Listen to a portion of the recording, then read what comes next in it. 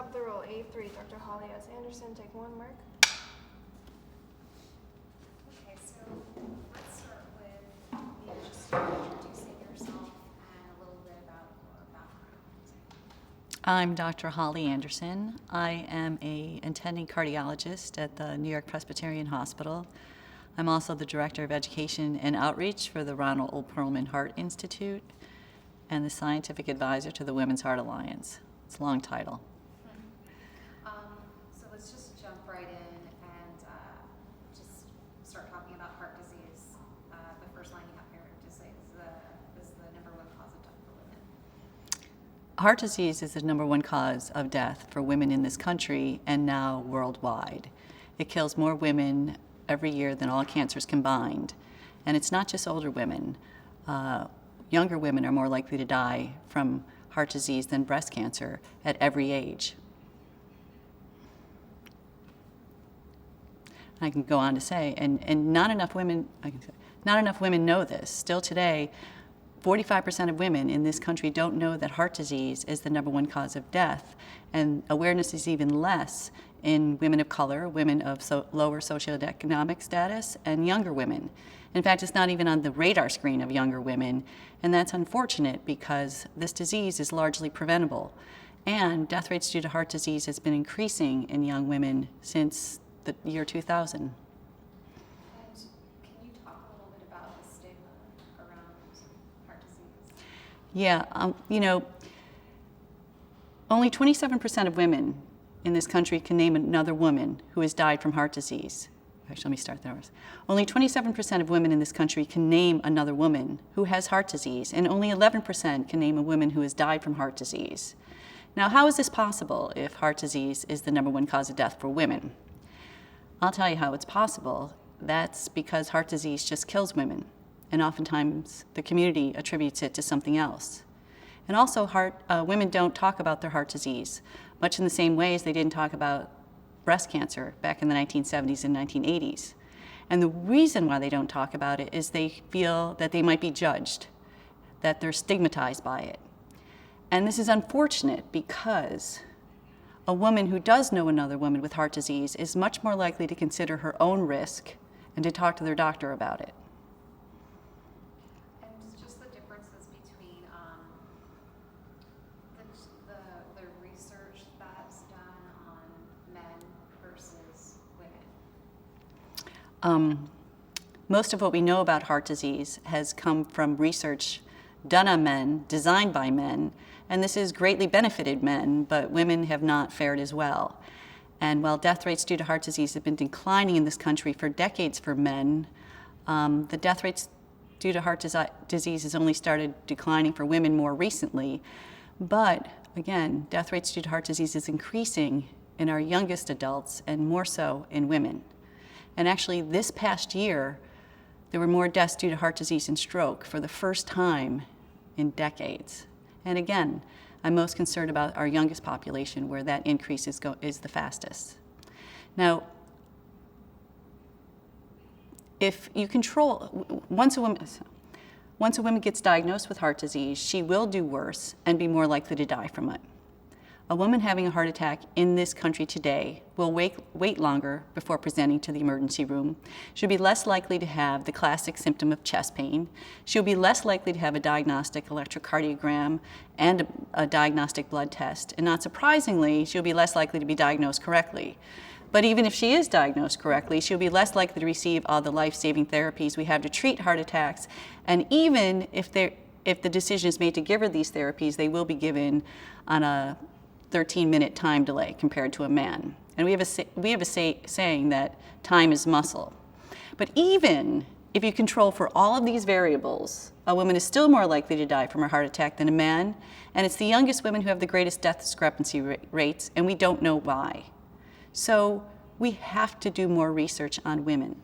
Women's hearts are different, and women's disease of their heart is different.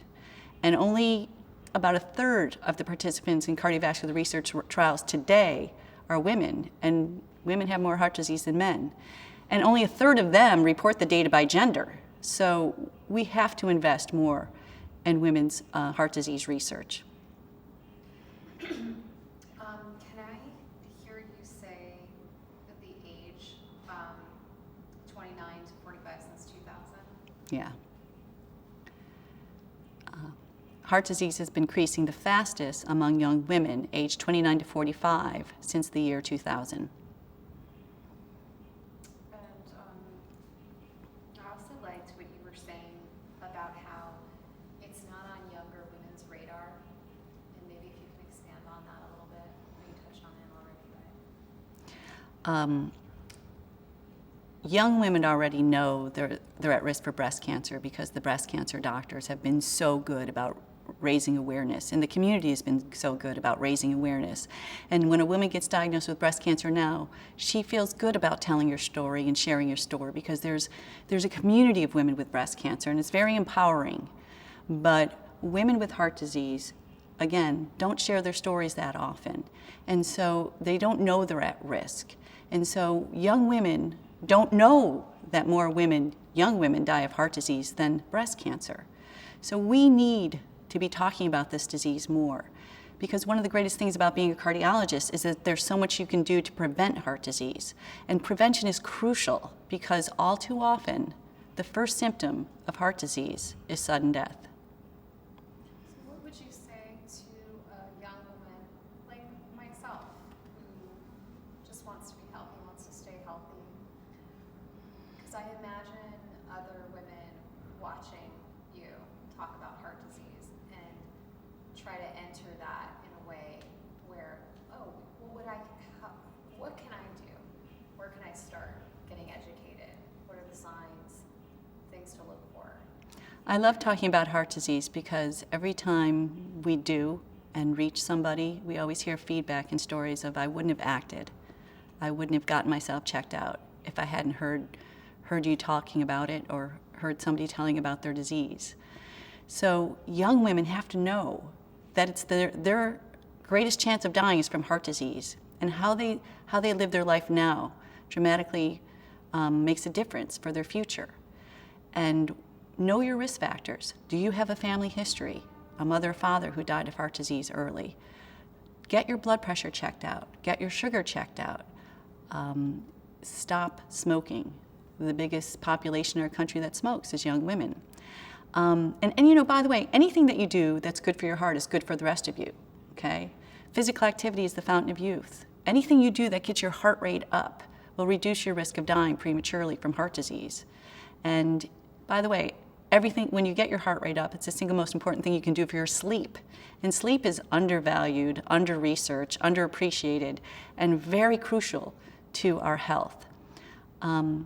You are what you eat. Trying to eat a diet with good fruits and vegetables and, you know, foods that look like the same when you pluck them from the ground, not processed foods that, especially in this country, are filled with salt, sugar, and fat.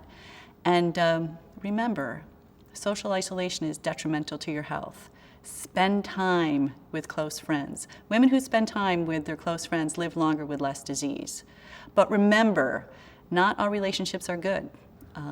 Limit your time with people who pressure you to conform, who make you feel bad. You know who these people are, and spend less time with them.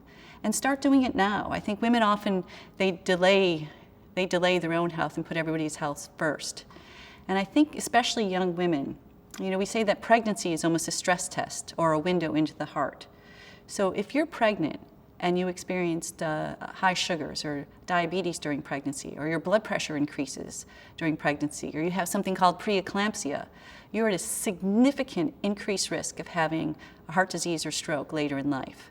So think about that. Women who have autoimmune diseases, rheumatoid arthritis and lupus, which are much higher in women, are at higher risk of heart disease. And women who have migraine headaches with aura are at increased risk. So consider your own risk. And all of us should be working on risk reduction, right? We're all trying to get a better night's sleep and eat right and work out and laugh and spend time with our friends. It matters. And again, everything that you do that's good for your heart will help you reduce your risk of having cancer and having dementia later in life. Can you mention the actual difference between the male and female heart? Like that? Women's hearts are different than men's. Women's hearts are smaller, with smaller arteries. They beat faster at rest, when we sleep, and when we exercise. The electrical system of the heart is different. Our hearts take a little bit longer to repolarize. So we are more susceptible to drugs that affect the electrical system. And again, that's a little bit dangerous than when we study most of the drugs in men.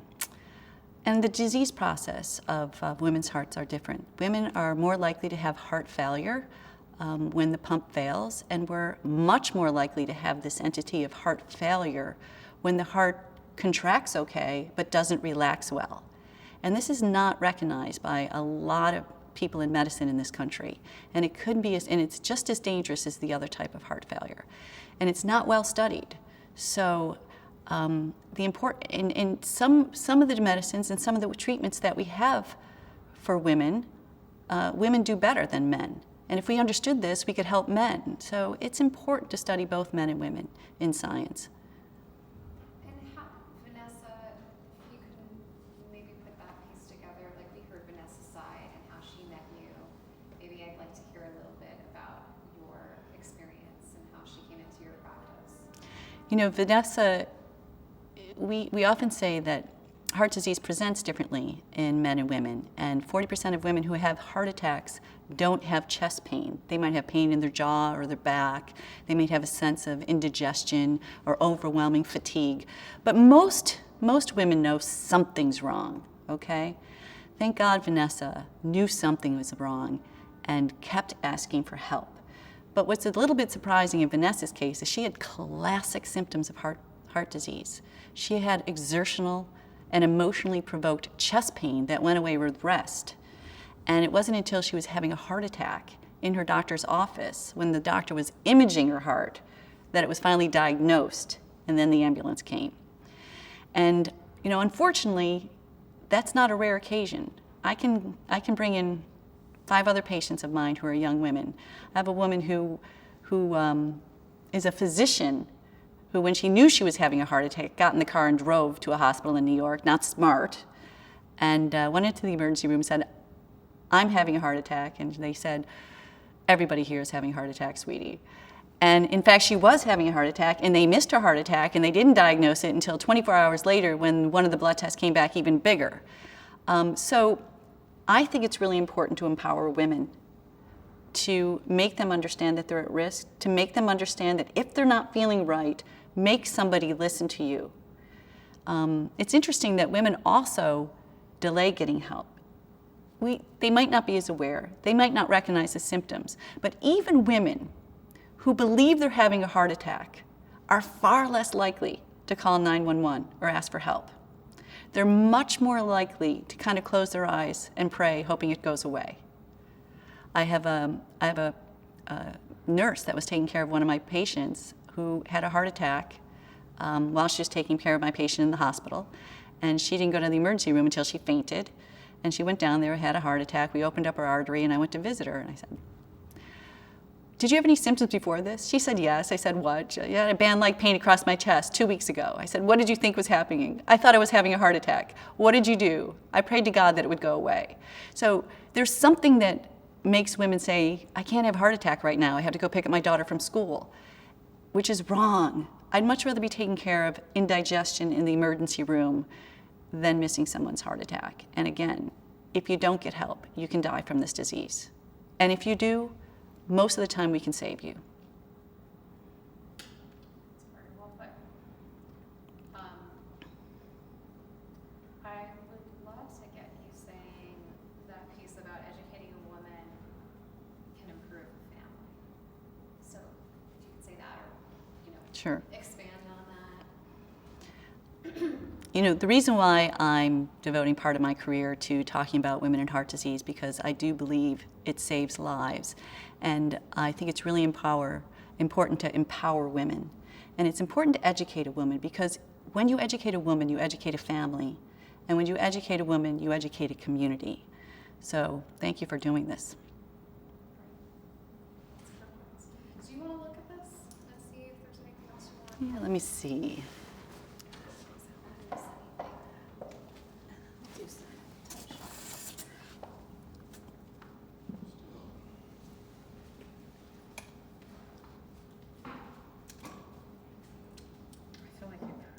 Yeah, I think we did. Yeah, I like trying to reach younger women.